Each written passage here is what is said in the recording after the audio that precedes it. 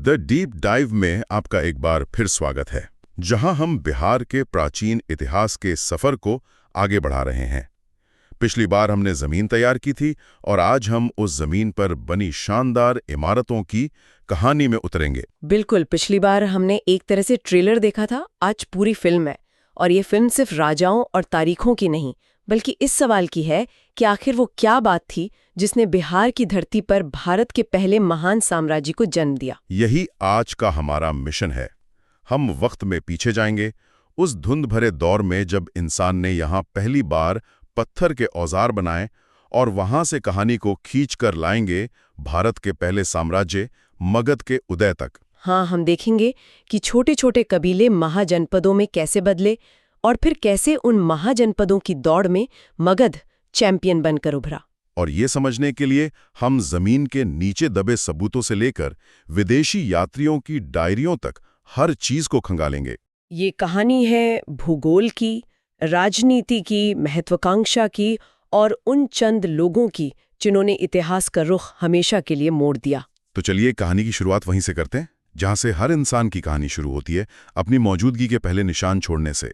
पूर्व ऐतिहासिक बिहार, मतलब वो समय जब लिखने पढ़ने का कोई रिवाज नहीं था। उस वक्त की तस्वीर कैसी थी? देखिए, स्रोत बताते हैं कि मुंगेर और नालंदा जैसी जगहों पर 40,000 साल पुराने पत्थर के औजार मिले हैं।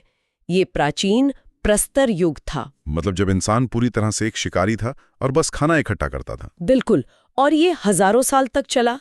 फिर धीरे धीरे एक बदलाव आता है जिसे हम मध्य प्रस्तर युग कहते हैं। मुंगेर से ही हमें कुछ अलग तरह के औजार मिलते हैं, छोटे, ज्यादा तेज। और यहाँ एक बड़ा दिलचस्प मोड़ आता है ना, इंसान अब सिर्फ शिकारी नहीं रहा। सही कहा, वो जानवरों को पालना भी सीख गया था। ये एक जगह टिककर बसने की तरफ पहला छोटा कदम था। और फिर जो हुआ वो एक क्रांति से कम नहीं था। नवप्रस्तर युग में, खासकर सारण के चिरांद और वैशाली के चेचर में। हाँ, वहां हमें पहली बार खेती और स्थायी गांवों के पक्के सबूत मिलते हैं। सोचिए, जो इंसान हजारों साल से खाने के लिए भटक रहा था, अब वो अपना खाना खुद उगा रहा था। ये तो एक बहुत बड़ा मनोवैज्ञानिक बदलाव रहा होगा। बिल्कुल, जब पेट भरने की चिंता कम होती है, तभी दिमाग कला और संस्कृति की तरफ जाता है। और इसका सबूत हमें मिलता है ताम्रप्रस्तर युग में, जब पत्थर के साथ तांबे का इस्तेमाल शुरू हुआ। हाँ, चिरांद और सोनपुर जैसी जगहों से काले और लाल रंग के बेहद खूबसूरत मिट्टी के बर्तन मिले हैं। ये सिर्फ बर्तन नहीं थे, मतलब ये एक व्यवस्थित और तरक्की कर रही सभ्यता का संकेत थे। मतलब शिकार से खेती और फिर एक व्यवस्थित समाज की तरफ का सफर। लेकिन असली तूफान तो तब आया जब लगभग 800 ईसा पूर्व के आसपास पूर्वी भारत में एक नई चीज का इस्तेमाल बड़े पैमाने पर शुरू हुआ। लोहा गेम चेंजर था। लोहे के मजबूत हल से गंगा के मैदानों की सख्त जमीन को जोतना आसान हो गया। घने जंगलों को साफ किया जा सका। नतीजा, खेती में जबरदस्त उछाल। और जब अनाज जरूरत से ज्यादा होने लगा तो व्यापार बढ़ा, शहर बसने लगे और समाज ज्यादा जटिल हो गया।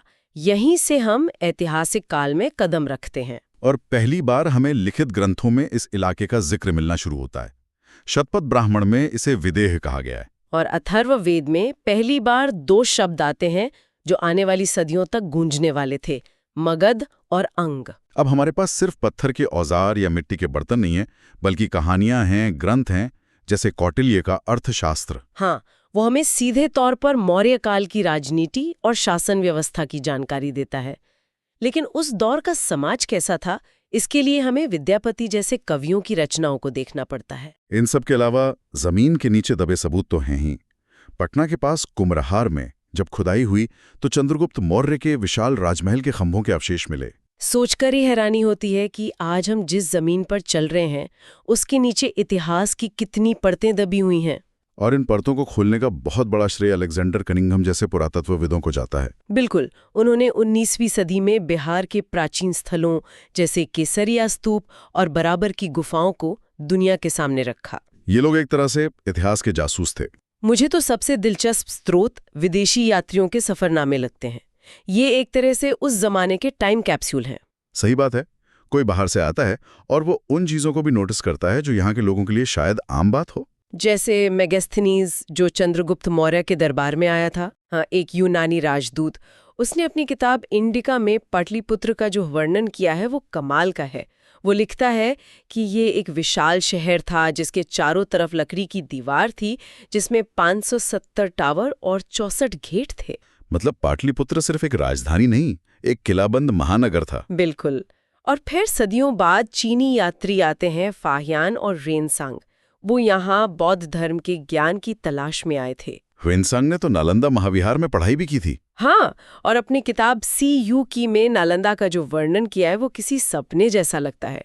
हजारों छात्र, सैकड़ों शिक्षक, एक विशाल पुस्तकालय। एक कहानी है कि जब वो यहाँ से वापस जा रहे थे तो उनके पास इतनी किताबें और ज्ञान की सामग्री थी कि उसका वजन बहुत ज्यादा था, और ज्ञान के इस बोझ को देखकर वो भावुक हो गए थे। ये वृत्तांत अमूल्य है। ये हमें बताते हैं कि उस दौर में बिहार सिर्फ राजनीतिक शक्ति का केंद्र नहीं था, बल्कि ज्ञान और संस्कृति का भी एक ग्लोबल हब था। तो ये तो हुई वो खिड़कियां जिनसे हम अतीत में झांकते हैं, लेकिन इन खिड़कियों से हमें कहानी क्या दिखती है? कहानी है 6ठी शताब्दी ईसा पूर्व तक छोटे छोटे कबीलाई इलाकों का महाजनपदों में बदलना। बौद्ध ग्रंथ अंगुत्तर निकाय हमें बताता है कि उस समय पूरे भारत में ऐसे 16 महाजनपद थे, और इनमें से 3 मगध, अंग और वज्जी आज के बिहार की भूमि पर थे। यहीं पर एक बड़ा दिलचस्प मोड़ आता है। इन तीनों में भी शासन का तरीका अलग-अलग था। बिल्कुल। मगध और अंग में तो राजा का शासन था, मतलब राजतंत्र, लेकिन वज्जी, जिसकी राजधानी वैशाली थी, एक गणतंत्र था। ये उस जमाने के हिसाब से एक क्रांतिकारी विचार था। हाँ, वज्जी दरअसल 8 कबीलों का एक संघ था, एक तरह की प्राचीन संसद, जहां ये सारे कबीले मिलकर अपने फैसले लेते थे। तो इसे हराना किसी भी राजा के लिए बहुत मुश्किल रहा होगा। बहुत मुश्किल। आप एक राजा को तो हरा सकते हैं, पर एक पूरे संगठित संघ को तोड़ना आसान नहीं। तो यहीं आकर वो बड़ा सवाल खड़ा होता है। जब 16 ताकतवर महाजनपद थे, तो आखिर मगध में ऐसा क्या खास था कि वही भारत की पहली महाशक्ति बना? और इस सवाल का जवाब हमें मिलना शुरू होता है मगध के पहले महत्वपूर्ण राजवंश हर्यक वंश की कहानी से। वैसे तो पुराणों में बृहद्रथ का जिक्र है, लेकिन मगध के असली गौरव की कहानी शुरू होती है बिंबिसार के साथ। बिंबिसार 544 ईसा पूर्व। उन्होंने अपनी राजधानी राजगृह में बनाई, जो आज का राजगीर है। ये एक शानदार चुनाव था। बिल्कुल। शहर 5 पहाड़ियों से घिरा था, जो इसे एक प्राकृतिक किला बनाता था। लेकिन बिंबिसार की असली ताकत सिर्फ पहाड़ों में नहीं, उनके दिमाग में थी। मतलब उनकी कूटनीति में? हाँ, उन्होंने समझा कि हर जंग तलवार से नहीं जीती जाती।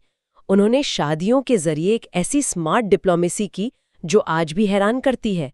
उन्होंने कौशल, लिच्छवी और पंजाब के मद्र राजवंशों में शादी की। इसका नतीजा ये हुआ कि मगध के सबसे बड़े संभावित दुश्मन या तो दोस्त बन गए या रिश्तेदार। बिल्कुल। और ये सिर्फ दोस्ती नहीं थी। कौशल की राजकुमारी से शादी में उन्हें दहेज के तौर पर काशी का पूरा प्रांत मिला, जो उस समय कमाई का एक बड़ा केंद्र था। और जहां कूटनीति काम नहीं आई, वहां उन्होंने ताकत का इस्तेमाल किया। सही। उन्होंने अपने पड़ोसी महाजनपद अंग पर हमला कर उसे जीत लिया। ये एक गेम चेंजर था। अंग को जीतने का मतलब था चंपा के बंदरगाह पर कब्जा करना। इससे मगध का समुद्री व्यापार पर सीधा नियंत्रण हो गया। लेकिन साम्राज्य की ये कहानी जितनी शानदार है, उतनी ही क्रूर भी। सत्ता का लालच। हाँ, वो रिश्तों पर भारी पड़ता है। कहा जाता है कि उनकी ही बेटे अजातशत्रु ने उन्हें कैद कर लिया और सिंहासन पर बैठ गया। अजातशत्रु 492 ईसा पूर्व। वो अपने पिता से भी ज्यादा महत्वाकांक्षी और आक्रामक था। उसका एक ही सपना था, मगध को सबसे बड़ी ताकत बनाना। इसके लिए उसने वज्जी संघ को जीतने की ठान ली, जो उसके पिता भी नहीं कर पाए थे। लेकिन वज्जी को जीतना तो लगभग नामुमकिन माना जाता था। तो अजातशत्रु ने ऐसा क्या किया? उसने दोहरी रणनीति अपनाई। पहला, उसने अपने एक मंत्री को वज्जी संघ में भेजा, जिसने कई साल लगाकर उनके कबीलों के बीच फूट डाली। और दूसरा, सैन्य तकनीक में इनोवेशन। उसने 2 नए हथियारों का इस्तेमाल किया, है ना? रथमूसल और महाशिलाकंटक। हाँ, ये नाम सुनने में बड़े भारी लगते हैं। तो ये थे क्या असल में? आप सोचिए, उस जमाने के टैंक और कैटपुल्ट। रथमूसल एक तरह का बख्तरबंद रथ था, जिसमें घूमने वाली गदा लगी होती थी, जो सेना को कुचलते हुए निकल जाता था। और महाशिलाकंटक एक ऐसी मशीन थी जो किलों की दीवारों को तोड़ने के लिए बड़े बड़े पत्थर फेंकती थी। इस नई तकनीक और फूट डालो राज करो की नीति से उसने आखिरकार वज्जी संघ को हरा दिया। बिल्कुल।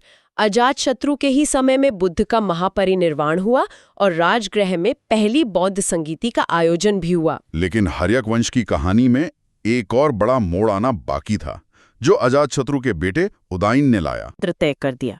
उसने गंगा और सोन नदी के संगम पर एक नए शहर की नींव रखी, पाटलिपुत्र। और राजधानी को राजगृह से यहाँ ले आया।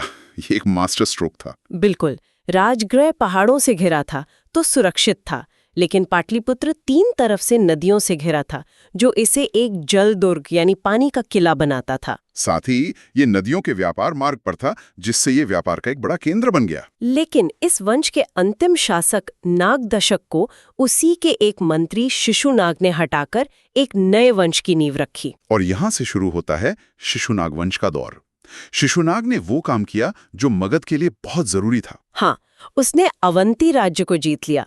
अवंती मध्य भारत में था और मगध का लगभग 100 साल पुराना प्रतिद्वंदी था। इस जीत ने मगध के लिए पश्चिम भारत का रास्ता खोल दिया। उसके बाद उसका बेटा कालाशोक राजा बना। और कालाशोक के समय 2 महत्वपूर्ण बातें हुई। एक, उसने राजधानी को स्थायी रूप से पाटलिपुत्र बना दिया, और दूसरा, उसी के शासन में वैशाली में दूसरी बौद्ध संगीति हुई। और फिर मगध की बागडोर उस वंश के हाथ में आई जिसने साम्राज्य शब्द को एक नया मतलब दिया, नंद वंश। इसका संस्थापक था महापद्मनंद, जिसे भारत का पहला साम्राज्य निर्माता कहा जाता है। उसे पुराणों में सर्वक्षत्रांतक कहा गया है, मतलब सभी क्षत्रियों का नाश करने वाला। उसने एक राट की उपाधि ली, यानी एकमात्र सम्राट। उसने उत्तर, दक्षिण, पूर्व, पश्चिम हर दिशा में मगध का विस्तार किया और कलिंग को भी जीता। इस वंश का आखिरी शासक था धनानंद, और ये वो वक्त था जब दुनिया में एक और तूफान उठ रहा था, सिकंदर। बिल्कुल। धनानंद सिकंदर का समकालीन था। जब सिकंदर की सेना पंजाब तक पहुंची तो उन्हें खबर मिली कि आगे धनानंद का राज है, जिसकी सेना में लाखों सैनिक और हजारों जंगी हाथी हैं। और कहा जाता है कि नंदों की इसी विशाल सेना की खबर सुनकर सिकंदर के थके हुए सैनिकों ने व्यास नदी पार करने से ही इनकार कर दिया था। सोचिए, एक भारतीय साम्राज्य की ताकत ने दुनिया के सबसे बड़े विजेता को रोक दिया। लेकिन इतनी शक्ति के बावजूद धनानंद एक अत्याचारी और लालची शासक था। उसने जनता पर भारी टैक्स लगाए, जिससे लोग उससे नफरत करते थे। और इतिहास हमें यही सिखाता है, सत्ता सिर्फ सेना से नहीं चलती। जब शासक अलोकप्रिय हो जाता है तो उसकी नींव खोखली हो जाती है। और इसी खोखले नींव पर चोट की आचार्य चाणक्य ने। उन्होंने एक साधारण नौजवान चंद्रगुप्त मौर्य को तैयार किया और धनानंद को उखाड़ फेंका। और इस तरह भारत के सबसे महान साम्राज्य मौर्य साम्राज्य की नींव रखी गई। तो ये थी बिहार की कहानी। पत्थर के औजारों से शुरू होकर महाजनपदों का उदय, हर्यक वंश की कूटनीति और फिर नंद वंश के तहत भारत के पहले विशाल साम्राज्य की स्थापना तक का सफर। ये यात्रा हमें दिखाती है कि कैसे भूगोल, सही तकनीक और शासकों की महत्वाकांक्षा ने मिलकर मगध को इतिहास के केंद्र में ला खड़ा किया। बिंबिसार की दूरदर्शिता से लेकर धनानंद के अहंकार तक हर कहानी में आज के लिए भी कोई ना कोई सबक छपा है। और यहीं हम आज की इस गहरी पड़ताल को रोकते हैं, लेकिन सोचने के लिए एक सवाल छोड़ जाते हैं।